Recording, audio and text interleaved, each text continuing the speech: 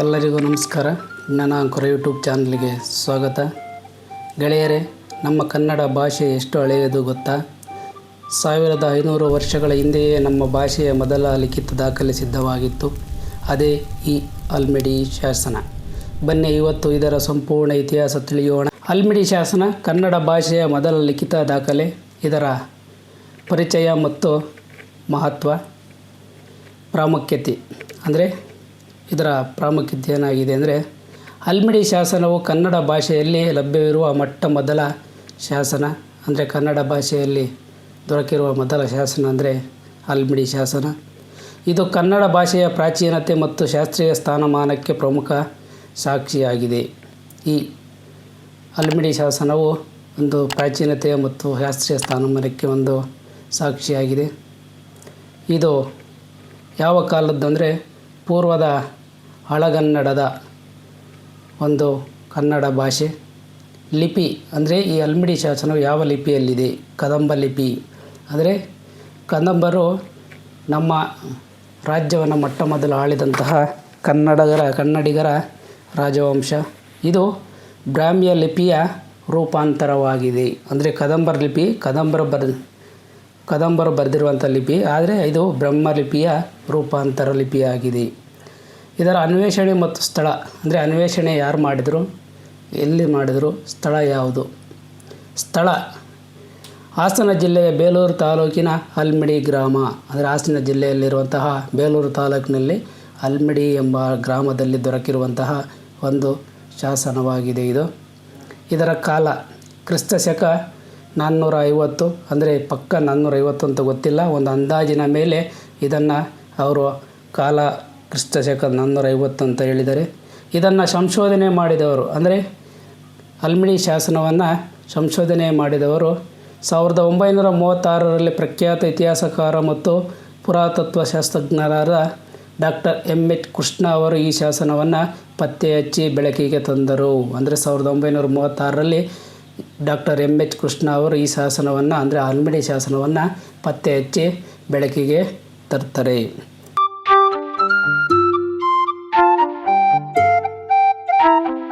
ಇದರ ಐತಿಹಾಸಿಕ ಹಿನ್ನೆಲೆ ಅಂದರೆ ಇದರ ಮಹತ್ವವೇನು, ಇದರ ಒಂದು ಹಿನ್ನೆಲೆ ಐತಿಹಾಸಿಕ ಅಂದರೆ ಹಿಂದೆ ಏನಕ್ಕೋಸ್ಕರ ಮಾಡಿದ್ರಿ ಈ ಶಾಸನವನ್ನು? ರಾಜವಂಶ ಕದಂಬರು ಅಂದರೆ ಕನ್ನಡದ ಮೊದಲ ರಾಜವಂಶ. ಅರಸ, ಇದನ್ನು ಕೆತ್ತನೆ ಮಾಡಿದಂಥ ಅರಸ ಯಾರು? ಕಾಕುಸ್ಥ ವರ್ಮ. ಇವನ ನಿಜವಾದ ಹೆಸರು ಕಾಕುಸ್ಥ ವರ್ಮ. ಆದರೆ ಹಲ್ಮಿಡಿ ಶಾಸನದಲ್ಲಿ ಕಾಕುಸ್ಥ ಭಟ್ಟೋರನ್ ಎಂದಿದೆ. ಕಾಕುಸ್ಥ ಭಟ್ಟೋರನ್ ಅಂತ ಅದರಲ್ಲಿ ಉಲ್ಲೇಖವಾಗಿದೆ. ಯಾವುದರಲ್ಲಿ? ಹಲ್ಮಿಡಿ ಶಾಸನದಲ್ಲಿ. ಶಾಸನದ ವಿಷಯ ವಸ್ತು ಅಂದರೆ ಇದರ ಸ್ವರೂಪ. ಏನಕ್ಕೋಸ್ಕರ ಮಾಡಿದ್ರಿ ಈ ಶಾಸನವನ್ನು? ಇದು ಒಂದು ದಾನ ಶಾಸನ. ಇದೊಂದು ದಾನ ಮಾಡಲು ಶಾಸನವನ್ನು ಕೆತ್ತಲಾಗಿತ್ತು. ಇದರ ಸ್ವಲ್ಪ ಕತೆ ಅಂದರೆ ಹೇಗೆ ದಾನ ಕೊಡಲು ಅಂದರೆ ಯಾಕೋಸ್ಕರ ಕೊಡಲಾಗಿತ್ತು ಆ ವಿಷಯ ಇಲ್ಲಿದೆ ನೋಡಿ. ಕದಂಬರು ಮತ್ತು ಪಲ್ಲವ ಬಾಣರ ಮೈತ್ರಿಕೂಟದ ನಡುವೆ ದೊಡ್ಡ ಯುದ್ಧ ನಡೆಯುತ್ತದೆ. ಈ ಯುದ್ಧದಲ್ಲಿ ಕದಂಬರ ಪರವಾಗಿ ವಿಜಯ ಅರಸ ಅಂದರೆ ಕದಂಬರ ಪರವಾಗಿ ಆ ವಿಜಯ ಅರಸ ಎಂಬ ಶೂರ ಅತ್ಯಂತ ಪರಾಕ್ರಮದಿಂದ ಹೋರಾಡಿ ವಿಜಯ ಸಾರುತ್ತಾನೆ. ಈ ಯುದ್ಧದಲ್ಲಿ ವಿಜಯ ಅರಸ ಎಂಬುವನು ವಿಜಯ ಸಾರುತ್ತಾನೆ. ಅದಕ್ಕೋಸ್ಕರ ದಾನ ಮಾಡಲು ಅವನ ಶೌರ್ಯಕ್ಕೆ ಮೆಚ್ಚಿದ ಕದಂಬ ದೊರೆ ಕಾಕುಸ್ಥ ವರ್ಮನು ಪಾಲ್ಮೆಡಿ ಮತ್ತು ಕಲ್ಲು ಮಳವಳ್ಳಿ ಎಂಬ 2 ಗ್ರಾಮಗಳನ್ನು ವಿಜಯ ಅರಸನ ಮಗನಿಗೆ ದಾನವಾಗಿ ನೀಡುತ್ತಾನೆ. ಈ ದಾನದ ವಿವರವೇ ಈ ಶಾಸನದಲ್ಲಿದೆ. ಈಗ ಗೊತ್ತಾಯ್ತಲ್ಲ, ಈ ಶಾಸನವನ್ನು ಯಾಕೆ ದಾನ ಮಾಡಿದ್ರು, ಯಾಕೋಸ್ಕರ ಕೆತ್ತನೆ ಮಾಡಿದರು ಅಂತ ಗೊತ್ತಿದೆ. ಈಗ ಈ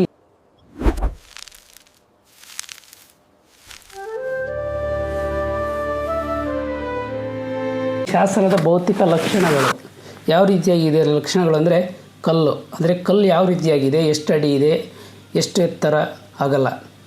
ಇದು ಸುಮಾರು 4 ಅಡಿ ಎತ್ತರ ಮತ್ತು 1 ಅಡಿ ಅಗಲದ ಅರ್ಧ ಚಂದ್ರಾಕೃತಿಯ ಕಲ್ಲಿನ ಮೇಲೆ ಕೆತ್ತಲ್ಪಟ್ಟಿದೆ. ಚಿತ್ರ ಶಾಸನದ ಮೇಲ್ಭಾಗದಲ್ಲಿ ಒಂದು ಚಕ್ರದ ಚಿತ್ರವಿದೆ. ಇದು ವಿಷ್ಣುವಿನ ಸ್ತುತಿಯೊಂದಿಗೆ ಶಾಸನ ಆರಂಭವಾಗುವುದರಿಂದ ವೈಷ್ಣವ ಧರ್ಮದ ಪ್ರಭಾವವನ್ನು ಸೂಚಿಸುತ್ತದೆ. ಇದರಲ್ಲಿ ಎಷ್ಟು ಸಾಲುಗಳಿವೆ ಅಂದರೆ ಒಟ್ಟು 16 ಸಾಲುಗಳಿವೆ. ಇದರಲ್ಲಿ ಭಾಷಾ ರಚನೆ ಯಾವ ರೀತಿ ಇದೆ ಅಂದರೆ ಶಾಸನ ಸಂಸ್ಕೃತದ ಮಂಗಳಾಚರಣೆಯೊಂದಿಗೆ ಆರಂಭವಾಗುತ್ತದೆ. ಒಟ್ಟಾರೆ ಶಾಸನದಲ್ಲಿ ಕನ್ನಡದ ಪದಗಳಿಗಿಂತ ಸಂಸ್ಕೃತ ಪದಗಳ ಬಳಕೆಯೇ ಹೆಚ್ಚು. ಸುಮಾರು 80% ಸಂಸ್ಕೃತ ಇದರಲ್ಲಿ ಬಳಕೆಯಾಗಿದೆ. ಇದು ಈ ಕಾಲದಲ್ಲಿ ಸಂಸ್ಕೃತಕ್ಕೆ ಇದ್ದ ಮಹತ್ವ ಕನ್ನಡ ಸಂಸ್ಕೃತದ ಪ್ರಭಾವದೊಂದಿಗೆ ಲಿಪಿಯನ್ನು ಅಳವಡಿಸಿಕೊಂಡಿದ್ದನ್ನು ತೋರಿಸುತ್ತದೆ. ಅಂದರೆ ಸಂಸ್ಕೃತದೊಂದಿಗೆ ನಮ್ಮ ಕನ್ನಡ ಭಾಷೆಯನ್ನು ಸಹ ಅಳವಡಿಸಿಕೊಂಡಿದ್ದನ್ನು ಇಲ್ಲಿ ಕಾಣುತ್ತದೆ. ಇಲ್ಲಿ ಹಳಗನ್ನಡದ ಪದಗಳು ಯಾವ್ಯಾವಿದ್ವು? ಅದನ್, ಎರಿದು, ಕೊಟ್ಟರ್, ಬಿದ್ದರ್ ಇಂತಹ ಪದಗಳ ಬಳಕೆಗೆ ನಮಗೆ ಕನ್ನಡದ ಪ್ರಾಚೀನ ರೂಪವನ್ನು ಪರಿಚಯಿಸುತ್ತದೆ. ಈ ಅದನ್ ಎಂದರೇನು? ಅದನ್ ಎಂದರೆ ಪ್ರಥಮ ವಿಭಕ್ತಿ ಅಥವಾ ದ್ವಿತೀಯ ವಿಭಕ್ತಿ ಹಳೆಯ ರೂಪ. ಇದನ್ನು ಶಾಸನದಲ್ಲಿ ದಾನ ಮಾಡಿದ ವಸ್ತುವನ್ನು ಅಥವಾ ವಿಷಯವನ್ನು ಸೂಚಿಸಲು ಬಳಸಲಾಗಿದೆ. ಇನ್ನೊಂದು ಎರಿದು ಪದವು ಅಂದರೆ ಒಡೆದು ಅಥವಾ ಯುದ್ಧ ಮಾಡಿ ವಿಜಯ ಅರಸನ ಶತ್ರುಗಳನ್ನು ಯುದ್ಧದಲ್ಲಿ ಸಂಹರಿಸಿದ ಅಥವಾ ಸದೆಬಡಿದ ಸಂದರ್ಭವನ್ನು ವಿವರಿಸಲು ಈ ಪದ ಬಳಸಲಾಗಿದೆ.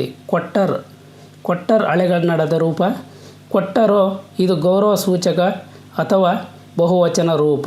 ಕದಂಬ ದೊರೆ ಕಾಕುಸ್ಥವರ್ಮನು ಗ್ರಾಮಗಳನ್ನು ದಾನವಾಗಿ ನೀಡಿದರು ಎಂಬ ಅರ್ಥವನ್ನು ನೀಡುತ್ತದೆ. ಬಿದ್ದರು ಅಥವಾ ವೀರ ಮರಣ ಹೊಂದಿದರು. ಈ ಯುದ್ಧದಲ್ಲಿ ಶತ್ರುಗಳು ಸೋತು ಬಿದ್ದಿದ್ದನ್ನು ಅಥವಾ ವೀರರು ಪ್ರಾರ್ಪಣೆ ಮಾಡಿದ್ದನ್ನು ಸೂಚಿಸಲು ಈ ಪದ ಬಳಸಲಾಗುತ್ತದೆ. ಒಟ್ಟಾರೆಯಾಗಿ ಈ ಪದಗಳ ಕೊನೆಯಲ್ಲಿರುವ ರ್ ಪ್ರತ್ಯಯವು ಹಳೆಗನ್ನಡದ ಗೌರವ ಸೂಚಕ ಅಥವಾ ಬಹುವಚನ ಕ್ರಿಯಾಪದದ ಒಂದು ಲಕ್ಷಣವಾಗಿದೆ. ಉದಾಹರಣೆಗೆ ಮಾಡಿದರು, ಮಾಡಿದಾರ್, ಕೊಟ್ಟರು, ಕೊಟ್ಟಾರ್. ಅರ್ಥವಾಯ್ತಲ್ಲ? ಈಗ ಮೂಲ ಹಲ್ಮಿಡಿ ಶಾಸನವನ್ನು ಬೆಂಗಳೂರಿನ ಕ್ಯೂರಿಯೋ ಮ್ಯೂಸಿಯಂನಲ್ಲಿ ಸರ್ಕಾರಿ ವಸ್ತು ಸಂಗ್ರಹಾಲಯ ಸಂರಕ್ಷಿಸಲಾಗಿದೆ. ಹಲ್ಮಿಡಿ ಗ್ರಾಮದಲ್ಲಿ ಇದರ ಒಂದು ಪ್ರತಿರೂಪವನ್ನು ಸ್ಥಾಪಿಸಲಾಗಿದೆ. ಹಲ್ಮಿಡಿ ಶಾಸನ ಕೇವಲ ಒಂದು ಕಲ್ಲಲ್ಲ, ಅದು ನಮ್ಮ ಕನ್ನಡದ ಹೆಮ್ಮೆಯ ಪ್ರತೀಕ. ಈ ಮಾಹಿತಿ ನಿಮಗೆ ಇಷ್ಟವಾಗಿದ್ದರೆ ವಿಡಿಯೋ ಲೈಕ್ ಮಾಡಿ, ಜ್ಞಾನ ಅಂಕುರ ಚಾನಲ್ಗೆ ಸಬ್ಸ್ಕ್ರೈಬ್ ಮಾಡಿ, ಹಾಗೆ ಶೇರ್ ಮಾಡಿ. ನಿಮ್ಮ ಮಿತ್ರರೊಂದಿಗೆ ಧನ್ಯವಾದಗಳು.